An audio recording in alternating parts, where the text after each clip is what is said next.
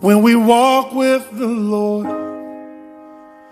in the light of His Word, what a glory He sheds on our way.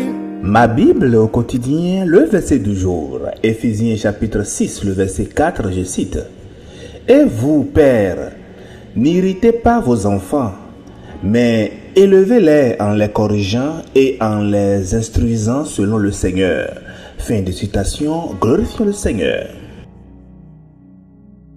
Alléluia, bien-aimés auditeurs et auditrices de notre Seigneur Jésus-Christ. Aujourd'hui, je commence en vous posant une question. Oui, une question sur votre foyer. Quelle sorte d'empreinte laissez-vous dans la vie de vos enfants? Une empreinte de peur ou une empreinte de formateur? Réfléchissez-y tout au long donc de ce commentaire. Bien-aimés, l'épître aux Éphésiens est l'une des grandes lettres doctrinales de Paul, qu'il a écrite depuis la prison. Paul était en captivité à Rome. Et cette épître s'adressait à des croyants d'Éphèse qu'il a lui-même formés pendant 3 ans. Et dans les chapitres 5 et 6 donc, de Éphésiens, Paul a abordé ce qu'on appelle le code domestique, c'est-à-dire les relations entre époux, entre enfants et parents, entre serviteurs et maîtres. Ici, il ne s'agit pas simplement des règles qu'il a arbitrairement données, mais il s'agit de la vie chrétienne vécue dans les espaces les plus concrets, les plus quotidiens. Je veux dire le foyer. Et dans ce foyer, bien-aimé, après avoir exhorté les enfants à obéir et à honorer leurs parents, les versets 1 à 3 du chapitre, Paul s'est retourné donc et a interpellé directement les pères. Le verset commence « Et vous, pères », donc cela fait suite à ce qu'il a dit aux enfants. « Et vous, pères, n'irritez pas vos enfants, mais élevez-les en les corrigeant et en les instruisant selon le Seigneur. » Paul n'a donc pas laissé les pères dans une position de pouvoir unilatéral. Il les a placés devant leurs responsabilités devant Dieu. Attardons-nous simplement à 3 expressions dans le verset. Père, n'irritez pas vos enfants. N'irritez pas. Irriter, c'est le verbe qui est construit sur orger, la colère, et para qui signifie pousser jusqu'à. Donc, cela désigne l'action de provoquer une colère durable, une irritation qui couvre et ne se dissipe pas. Ce n'est pas la colère passagère d'un enfant à une crise passagère, c'est la blessure intérieure qui s'installe, le ressentiment qui grandit, la rancœur qui s'enracine. Vous voyez ce que je veux dire, vous connaissez votre enfance et ce qui s'est passé.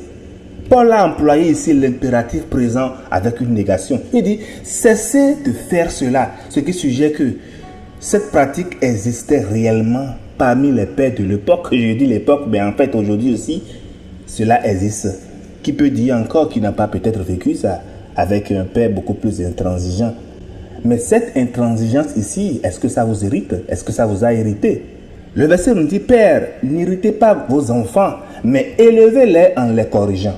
En les corrigeant désigne ici la discipline, pas l'acte, c'est-à-dire l'éducation qu'il faut, la formation du caractère, l'encadrement structurant, la correction qu'il faut de manière concrète. Et en les corrigeant, c'est-à-dire païdéa, qui vient de père, P-A-I-S, l'enfant, c'est l'art de former un enfant vers la maturité.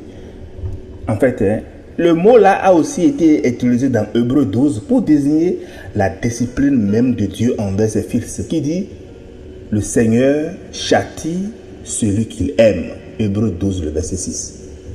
C'est-à-dire que en les corrigeant ici, n'est pas de la cruauté, c'est de la formation digne, bienveillante dans son but, un but qui est vraiment de corriger, mais dans la bienveillance.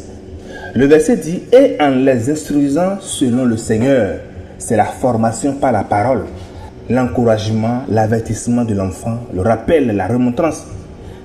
Et les deux, c'est-à-dire en corrigeant et en instruisant, se font selon le Seigneur, c'est-à-dire selon ses normes, à la lumière de son caractère, dans la dépendance de son esprit. Chers amis dans le Seigneur, le père de famille jouissait d'une autorité presque absolue sur ses enfants. Il en est, vous savez, dans les familles africaines. Dans notre verset, Paul ne nie pas l'autorité du père, mais il la redéfinit. L'autorité n'est pas un droit à exercer pour soi-même, c'est une responsabilité à vivre devant Dieu. Dieu ne veut pas que les pères deviennent des tyrans, même des tyrans religieux. Il veut des formateurs à l'image de son propre amour. Songez à Dieu lui-même. Il nous discipline. On dit que Dieu est notre Père à tous. Oui, mais il ne nous exaspère pas. Il ne nous instruit par sa parole. Il ne nous corrige par son esprit. Il agit toujours dans le but de notre bien, de notre croissance, de notre ressemblance avec Christ. C'est ce modèle-là que Paul impose à nous qui sommes pères aujourd'hui.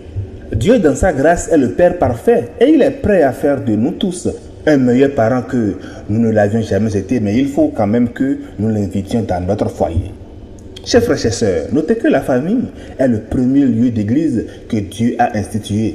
Ce que vous semez dans le cœur de vos enfants aujourd'hui, c'est ce que le monde récoltera demain. Soyez donc des formateurs selon Dieu, pas des despotes, pas des absents, mais des guides remplis de l'Esprit de Christ pour instruire véritablement vos progénitures. Bonne méditation et agréable journée à toutes et à tous dans la grâce de notre Seigneur Jésus-Christ. Alléluia chez vous.